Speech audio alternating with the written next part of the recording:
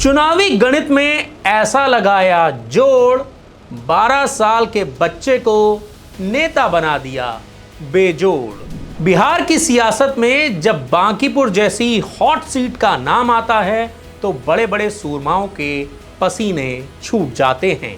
ये वो सीट है जिसे बीजेपी का अभेद किला कहा जाता है। ये वही विधानसभा सीट है जिससे नितिन नवीन लगातार 5 बार विधायक रहे। लेकिन अफसोस, बीजेपी के राष्ट्रीय अध्यक्ष नितिन नवीन का पहला कदम ही इस दिशा में सही नहीं पड़ा।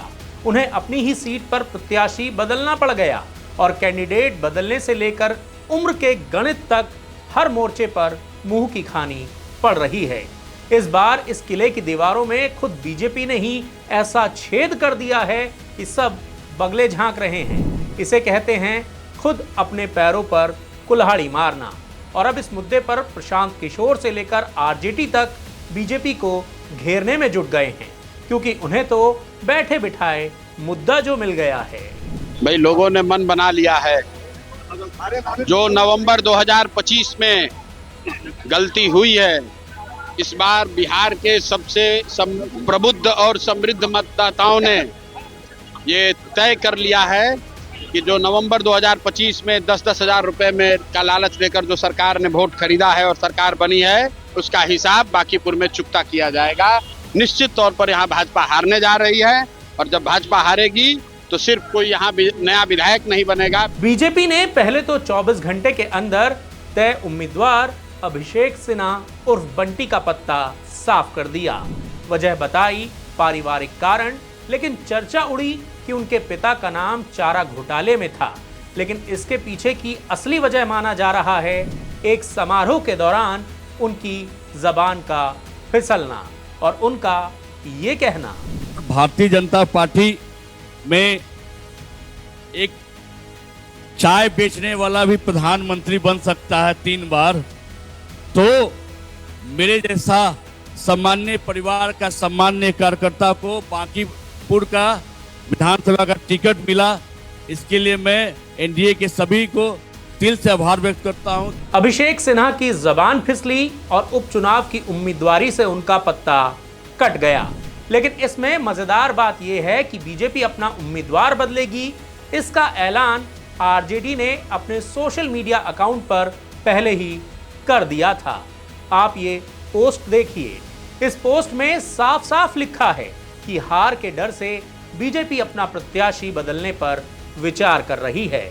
ऐसा इस वजह से माना जा रहा था क्योंकि अभिषेक सिन्हा उर्फ बंटी के पिता का नाम चारा घोटाले में था और वो इसी को लेकर 2 साल की सजा भी काट चुके थे। तो ऐसे में किसी भी विवाद से बचने के लिए बीजेपी ने अपना प्रत्याशी बदला। लेकिन कहानी में असली ट्विस्ट तो तब आया जब नए नवेले उम्मीदवार नीरज कुमार सिन्हा भी विवादों के घेरे में फंस गए। वजह रही नीरज सिन्हा का ऑफिशियल बायोडेटा। उनका बायोडेटा सोशल मीडिया पर तैरने लगा। इस देश में कथनी और करनी का अंतर देखना हो तो बीजेपी के इस नए पर्चे को देख लीजिए। इस आधिकारिक दस्तावेज में उम्मीदवार की जन्मतिथि लिखी है 1 जुलाई 1994, लेकिन उसी कागज पर नीचे शान से लिखा है कि इन्होंने साल 2006 में बीजेपी की प्राथमिक सदस्यता ली थी। अब जरा कैलकुलेटर उठाइए और हिसाब लगाइए। 1994 में पैदा हुआ बच्चा 2006 में सिर्फ और सिर्फ 12 साल का था। इसे कहते हैं होनहार बीरबान के होत चीकने पाद। यानी 12 साल की उम्र में जब बच्चे खेलते कूदते हैं, स्कूल का होमवर्क करते हैं, तब नीरज बाबू बीजेपी की रीति और नीति समझकर प्राथमिक सदस्य बन चुके थे। अब जब सोशल मीडिया पर इस चीज को लेकर खिंचाई होने लगी और विपक्ष बीजेपी को घेरने लगा तो बीजेपी ने आनन फानन में संशोधित बायोडेटा जारी कर दिया। नए पर्चे में जन्मतिथि तो वही रही, लेकिन 2006 वाला पूरा हिस्सा ही गायब हो गया। मतलब गलती सुधार ली, लेकिन जनता को यह बताने की जहमत नहीं उठाई कि आखिर ये झोल हुआ कैसे। जब बीजेपी के सिपाही ही उम्र का गणित भूल जाएं, तो जनता उस उम्मीदवार पर भरोसा कैसे जताए।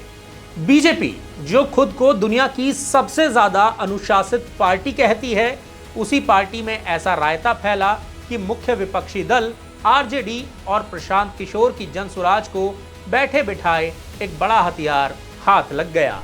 अब तक जो बीजेपी फ्रंट फुट पर खेल रही थी, वो इस भयंकर मिसमैनेजमेंट के बाद सीधे बैकफुट पर आ चुकी है।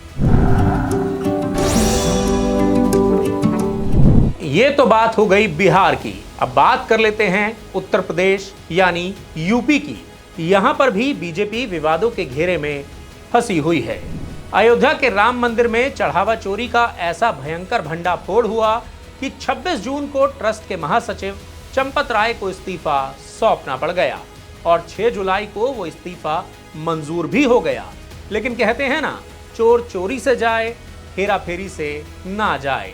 बड़े साहब कुर्सी से तो हट गए, लेकिन राम मंदिर के अंदर अभी भी उनकी हुकूमत जारी है, क्योंकि अभी भी मीडिया रिपोर्ट्स के मुताबिक चंपत राय भले ही ट्रस्ट में ना हो, लेकिन वो राम मंदिर के सदस्य जरूर हैं।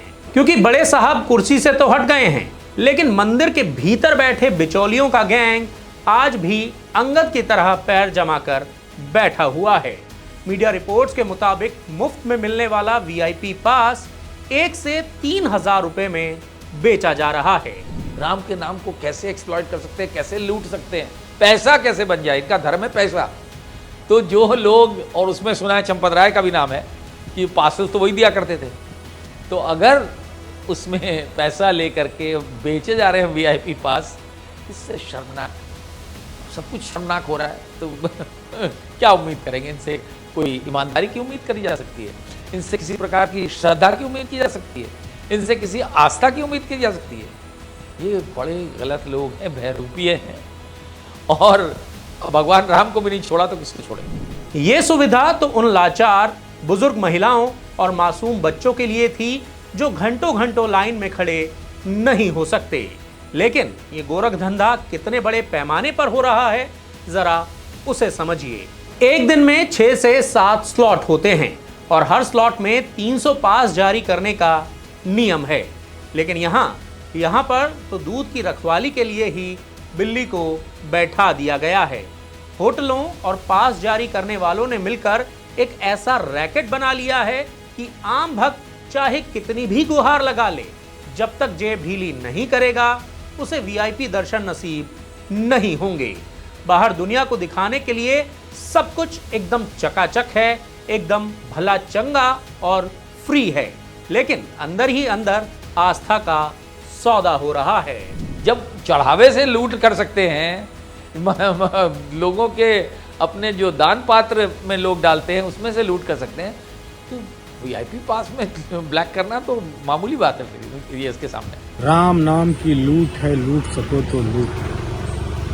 अब वो चरितार्थ कर दिया है बीजेपी ने कि राम के नाम पर लूट है, जितना मर्जी हो मान लो लूट। तो सब वही हुआ है। राम जी के नाम पर बीजेपी आरएसएस के लोगों ने इतना धन कमा लिया, इतना वैभव कमा लिया, इतनी सत्ता कमा ली कि पागल हो गए, अपने आप को राम प्रभु से भी बड़ा समझने लगे। इसीलिए इस तरह के कृत्य करते पाए जा रहे हैं। धीरे धीरे देखिए क्या होता है, एक एक और परते खुलेंगे। अब सीधा सवाल उन बड़े पद पर बैठे अधिकारियों से है जो लखनऊ से लेकर दिल्ली तक धर्म का ढोल पीटते नहीं थकते। चढ़ावा चोरी पर 1-2 बड़े इस्तीफे हो गए, लेकिन ये पास का खेल तो अभी तक चालू है। आखिर क्यों आम श्रद्धालुओं की आस्था को इन दलालों के हाथों नीलाम होने दिया जा रहा है? ये सब चोरे चोर मौसेरे भाई हैं, सब चोर हैं उसमें ऊपर से नीचे तक। जब तक इनके खिलाफ मजबूती से कार्रवाई नहीं होगी, ऐसे लोगों के खिलाफ इनके घर नहीं गिराए जाएंगे, इनको जेल नहीं भेजा जाएगा और कठोर कार्रवाई हो। जितने भी इस ट्रस्ट के लोग हैं, चाहे चेयरमैन हो, चाहे चंपत राय बंसल हो, चाहे अनिल मिश्रा हो, गोपाल राव हो, गोविंद गिरी हो, सब चोर हैं इसमें। नीति बनाने वाले तो कबूतर की तरह आंख बंद करके सो रहे हैं। उन्हें लगता है कि 1-2 इस्तीफे होने से जनता का गुस्सा शांत हो जाएगा, जबकि मलाई खाने वाला रैकेट अभी भी बदस्तूर अपना काम कर रहा है। आपको क्या लगता है, क्या राम मंदिर जैसे पवित्र स्थल पर बुजुर्गों और बच्चों के हक का पास बेचना क्या अपराध नहीं है? क्या इस पूरे पास रैकेट के पीछे बैठे चेहरों को जेल नहीं भेजा जाना चाहिए? सवाल बड़ा है और सवाल कड़ा है। यूपी के बाद अब बात करते हैं देश की राजधानी दिल्ली की। दिल्ली एनसीआर में महिलाओं की जिंदगी में बड़ा बदलाव होने वाला है और ये आपकी जेब पर भी असर डालने वाला है। दरअसल इस देश में जब भी कोई सरकार बदलती है तो सबसे पहले वार जनता की जेब पर ही होता है। राजनीति में अक्सर ऐसा होता है, जब सुविधाएं देने की बात आती है तो फाइलें रेंगने लगती हैं, लेकिन जब उन अधिकारों को छीनने की बात आती है तो फैसला गोली की रफ्तार के साथ होता है। दिल्ली में भी यही हुआ है। रेखा गुप्ता सरकार ने अपने दूसरे साल में ही ऐसा पैंतरा चला है जो दिल्ली एनसीआर की महिलाओं की मुश्किलें बढ़ा सकता है। आम आदमी पार्टी के राज में मुफ्त सफर का मजा ले रही महिलाओं के होश उड़ गए हैं, क्योंकि 1 अगस्त 2026 से दिल्ली की बसों में फ्री सफर का ढांचा पूरी तरह से बदलने जा रहा है। अब बिना पिंक सहेली स्मार्ट कार्ड के मुफ्त का टिकट भूल जाइए। इसे कहते हैं हाथी के दांत खाने के और दिखाने के और। चुनावी वादों के वक्त तो ऐसा लगता था कि मानो सब कुछ मुफ्त में बांट दिया जाएगा, लेकिन अब नियम यह है कि पुराना पेपर टिकट सिर्फ और सिर्फ 31 जुलाई 2026 तक ही वैलिड रहेगा। और सबसे बड़ा झटका क्या है, ये मुफ्त का सफर अब केवल दिल्ली की महिलाओं के लिए ही मुफ्त रह जाएगा। मतलब अगर आप नोएडा, गाजियाबाद या गुरुग्राम से रोज दिल्ली आकर नौकरी करती हैं तो फिर तो आप अपनी जेब ढीली करने के लिए तैयार हो जाइए। मतलब ये है कि दिल्ली एनसीआर की लाखों महिलाओं के लिए अब फ्री का सफर सपना बनने जा रहा है। अब इसी फैसले के पीछे की क्रोनोलॉजी को समझिए। सरकार का मानना है कि इस पिंक सहेली स्मार्ट कार्ड से सिर्फ हकदार महिलाओं को ही फायदा मिलेगा, लेकिन सवाल यह है कि जो महिलाएं सालों से दिल्ली को अपनी कर्म भूमि बनाकर टैक्स दे रही हैं, मेहनत कर रही हैं, उनके साथ ये रवैया आखिर क्यों? क्या दिल्ली के बाहर से आने वाली महिलाओं का पैसा नहीं है? दिल्ली देश की राजधानी है। यहाँ उत्तर प्रदेश, बिहार, हरियाणा और देश के कोने कोने से लोग आकर बसते हैं, मेहनत करते हैं। तो फिर देश की इस साझी राजधानी में रहने और बाहर से आने वालों के साथ ये सौतेला बर्ताव आखिर क्यों? क्या दिल्ली सरकार पर अब खर्च का बोझ बढ़ रहा है? क्या तिजोरी खाली हो रही है? इसे कहते हैं गिरगिट की तरह रंग बदलना। चुनाव के वक्त तो बड़े बड़े दावे किए गए थे और अब जब निभाने की बारी आई तो दिल्ली बनाम बाहरी का नया सियासी कार्ड खेल दिया। चुनावों तक सब महिलाएं सहेलियां थी और अब जब सरकार बन गई तो ये कह रहे हैं कि हम आपके हैं कौन। अब 1 अगस्त 2026 से दिल्ली की बसों का इतिहास बदलने जा रहा है। सरकार ने एक ऐसा पिंक सहेली स्मार्ट कार्ड निकाला है जिससे फ्री बस सफर का पूरा ढांचा ही बदल जाएगा। 31 जुलाई के बाद गुलाबी कागज का टिकट इतिहास के पन्नों में दर्ज हो जाएगा। तो ऐसे में आपको क्या लगता है, क्या रेखा गुप्ता सरकार का यह फैसला दिल्ली से बाहर की महिलाओं के साथ नाइंसाफी नहीं है? क्या केवल दिल्ली के वोटर्स को खुश करने के लिए ये पिंक सहेली कार्ड लाया गया है? इस पर जो भी आपकी राय है कमेंट करके अपनी राय हमें जरूर बताएं और हमारे इस वीडियो को लाइक करना और साथ ही साथ हमारे चैनल द फेडरल देश को सब्सक्राइब करना बिल्कुल ना भूलें। तो आज के इस वीडियो में इतना ही।